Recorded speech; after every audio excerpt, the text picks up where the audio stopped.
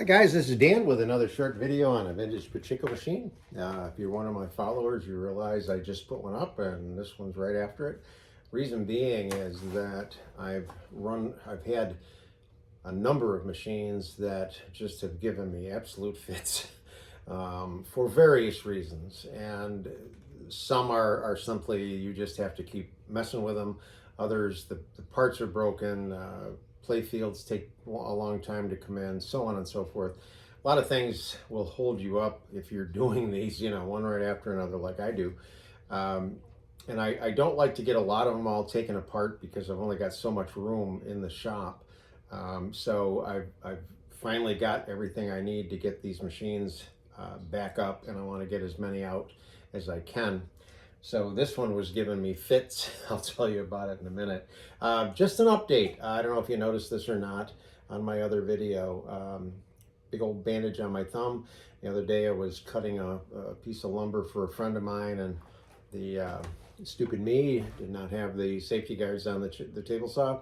And as the board was going through, it started to lift up, and I went to push it back down, and unfortunately I missed the board and hit the blade. So I got 6 stitches in there, all good, still have range of motion. So point taken, safety guards. Okay, so this is a Kyaroku Sanyo, an old machine, probably from the 60s, in pretty decent shape. This is one that doesn't hinge out. There's clips back on the back side, and then it just tips forward and lifts off of this base. I'm assuming take it out, put another one in a parlor, I guess. Cleaned up pretty well, did a full restoration on it. It is a single shot, so you just drop one ball in and launch it.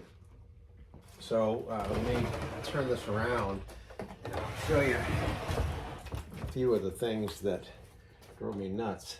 These are cool machines. I like to work on them. Typically when you get these machines, you can't tell the difference in the metals. The tin, the brass, they all look the same. They're all, they've got years of rust and corrosion and all sorts of stuff on them. But when they clean up pretty nicely. So this has all been de-rusted. There's no rust on the metal. And then I used a clear coat spray just to make sure that they don't rust, or at least won't rust as quickly as they have in the past. The brass, once it's clean, it gets nice and shiny again, so I get all the brass clean. This is the seesaw chamber, and if you look in there, I mean, you see what you're kind of used to seeing. The concept hasn't changed much over the years. This probably had a piece of glass in it originally, so I just cut a new piece of plexiglass. These started to use plastic rather than being all metal. I have worked on a number of machines that everything is metal. This one's starting to combine plastic and metal. So the odd thing about this is the ball dump. And this is the ball dump right here. So you'll see when you load this, you put some balls in it.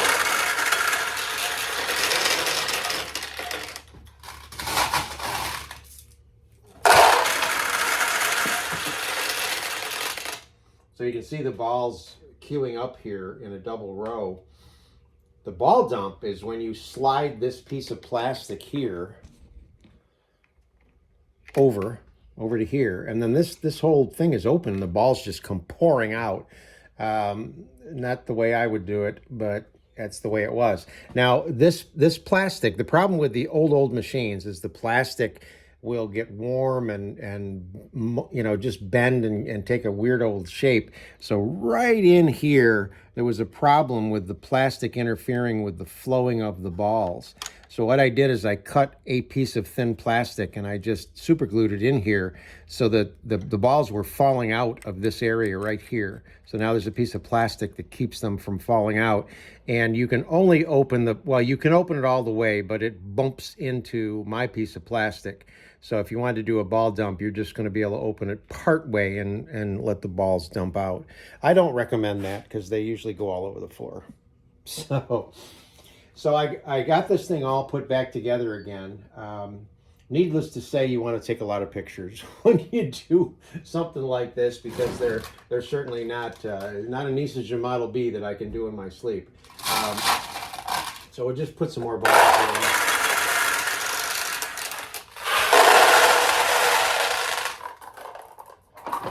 So I got it all put back together again, and the problem I was having, besides the balls trying to sneak out of here, is the jackpot arm, which again hasn't changed much over the years. It would take the ball, drop down, give you the jackpot, but then it wouldn't go back up and reset. So I just, you tweak the brackets, you tweak the brass nails that hold everything in, and I kept working it and working it and working it, and I just still couldn't figure out what the heck was wrong. So I just, when you get into a situation like this, you just keep dropping balls through and watch it, and just watch every moving part, and all of a sudden something will kind of dawn on you. It's like, well, maybe that's touching, maybe that's rubbing, whatever. And what I noticed is that this jackpot arm here is going to get pushed down, which takes this whole mechanism right here. I don't want to do it now because it'll release, but it takes this whole mechanism up. And what it wasn't doing is coming back down. So everything seemed to be loose. Nothing was rubbing, and just, like I said, driving me nuts. But then I realized it has to come back down. It's gravity fed. So what makes something go down? A little bit of weight. So if you notice right here, there are 3 nuts on the little screw that comes through that attaches these 2 pieces. This is evidently, no, now that I look at it, I guess it is 1 piece. This may simply be a weight now that I look at it. And I just added 2 more nuts for the extra weight, and that took care of the problem. And it just, oh boy, did it make me a happy camper. So one of the things on this machine is on the front, you notice there was a button, and when you push the button, it will shove this up. You've got wood, tin, plastic, all things that are 50, 60 years old, and usually when you try to put them all back together again, you don't have the best luck in the world. This works, but it's still a little snug. This only comes into play under one circumstance, and I'll explain that in just a second. With other machines, I'll tell you the way that it works with other machines.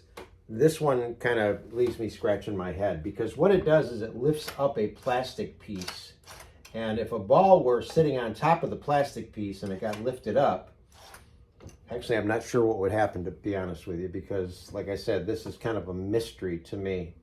So now that the machine is all loaded up, you want to put some sort of a box in here. This one's a little bit too small.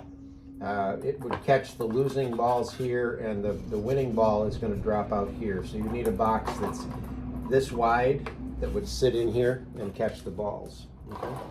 These are the brackets that I mentioned before, that you unscrew these, and then this whole board would just tip out the front. No electric on this, never was. Could put electric on it, I suppose, if you wanted to, but there was never any allowance for in the parlor. Again, I put the feet on it. I'm now putting there's little wedges that I've been screwing to the front of the feet to tip the machines back. Seem to have pretty good luck with them.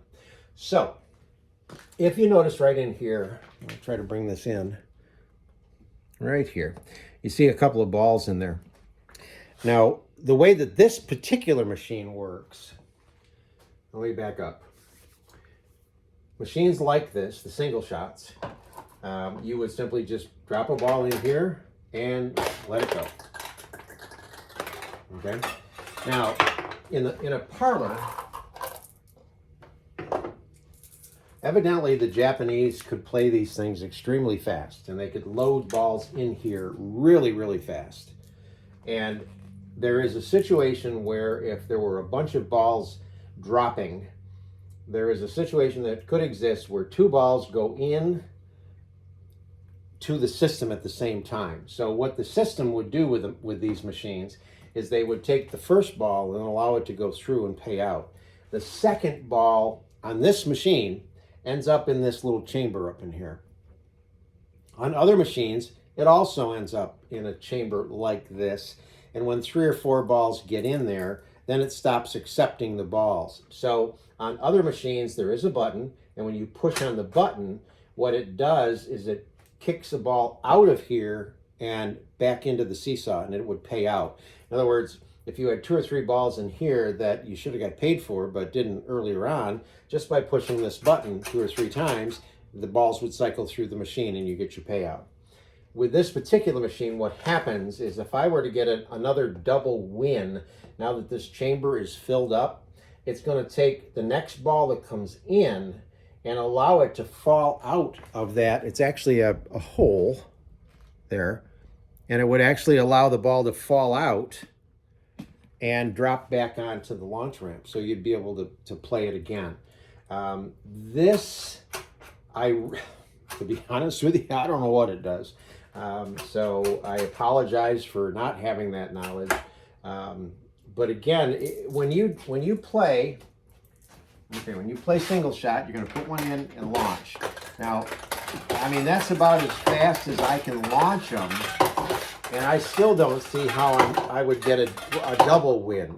So this whole system, I think you'd have to be super lucky to actually get it to work. But let me launch a few more balls, see if we can get a win. These are not easy machines to win on, I'll tell you that. Whoop, whoop, whoop.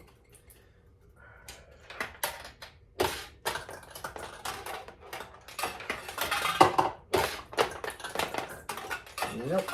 Okay, what I'm going to do is I'll open the front glass and cheat it. This ashtray was really, really bad. It's aluminum, but boy, do they get corroded. But I think I got it cleaned up pretty good. It's kind of a cool little tip over to empty the ashtrays out in the parlor. So on the back, you lift up, and then this is pretty snug and tight in here, but it'll open.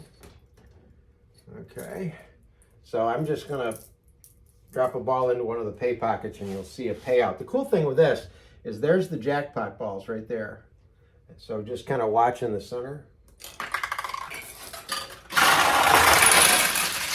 So the 14 drop out, 14 more go in.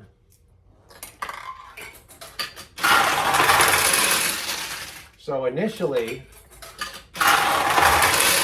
what I was having trouble with is it would pay out, but then the jackpot wouldn't fill back up again. So with that added weight, it's filling back up again. Now the newer models of these machines would have the lights on them. So there would be a ball out light that would come on, and also along this side there would be a little chrome cover in there that would actually drop down and cover the hole when you got into a low ball situation. And obviously you just couldn't play until an attendant would put more balls in the machine. So when you play, when you get a number of wins, assuming you keep this freestanding, just go right over the top and take your winnings and put them back in the machine. When you own a machine, obviously you're the player, but you're also the parlor owner. Now it does show right up in that corner. It does show the balls that are in there that are cued right there. So if you don't look in there and you don't see any balls, you know you're going to get into a ball out situation. And with this machine, you'll still be able to play, but you're going to see where the jackpot won't fill up anymore simply because there's not enough balls in the machine. And you need to put some more in. I'd kind of like to get a win. There we go. That's cool. So that's the Kyaroku single shot, and I hope you like it.